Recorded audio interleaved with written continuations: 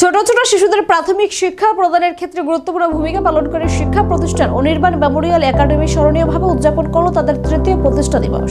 2022 ইংরেজি সালে প্রতিষ্ঠিত এই শিক্ষা প্রতিষ্ঠানের বার্ষিক বিশেষ দিনটি উপলক্ষে বিদ্যালয় প্রাঙ্গণে আয়োজন করা হয় এক বর্ণাঢ্য অনুষ্ঠানের সূচনা হয় বিদ্যালয়ের কচিকাঁচা ছাত্রছাত্রী, শিক্ষক শিক্ষিকা, অভিভাবকদের উপস্থিতিতে।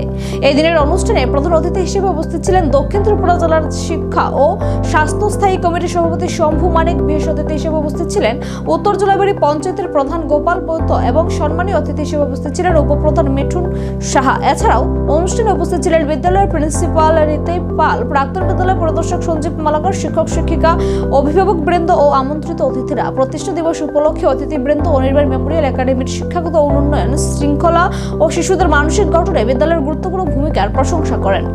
যে উদ্দেশ্য নিয়ে অনির্বাণ মেমোরিয়াল একাডেমি তার পথ চলা শুরু করেছে,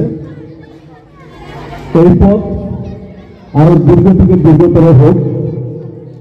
এলাকায় যারা আপনার অভিভাবক পিতামাতারা রয়েছেন, আপনাদের সন্তানদেরকে এই মেমোরিয়াল একাডেমিতে আপনারা নিশ্চয়ই বিভিন্ন শিক্ষা দীক্ষা থেকে শুরু করে সাংস্কৃতিক মঞ্চ থেকে শুরু করে সবকিছুর সঙ্গে সাযুজ্য রেখে আপনার শিশু জাতি ভবিষ্যতে দাঁড়াতে পারে, তার জন্য সেই সঙ্গে আপনারা যোগাযোগ রাখবেন। তো আনন্দমনা অনুষ্ঠানের মধ্যে দীর্ঘ বক্তৃতার প্রয়োজন নেই।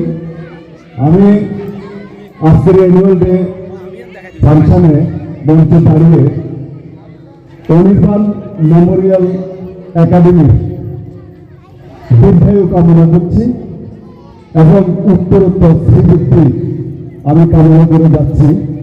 এবং সবশেষে অনির্বাণকে নিয়ে আমার একটা স্বরচিত কবিতা, সবাই অনুমতি দিলে একটুখানি পাঠ করে যেতে পারে। এই কবিতাটা আমি অনির্বাণের মা বাবার পক্ষ হয়ে রচনা করেছি, অর্থাৎ ওদের মুখের ভাষাগুলোকে আমি কবিতায় তুলে ধরেছি। শিরোনাম কবিতার অনির্বাণ, আমার স্বরচিত কবিতা।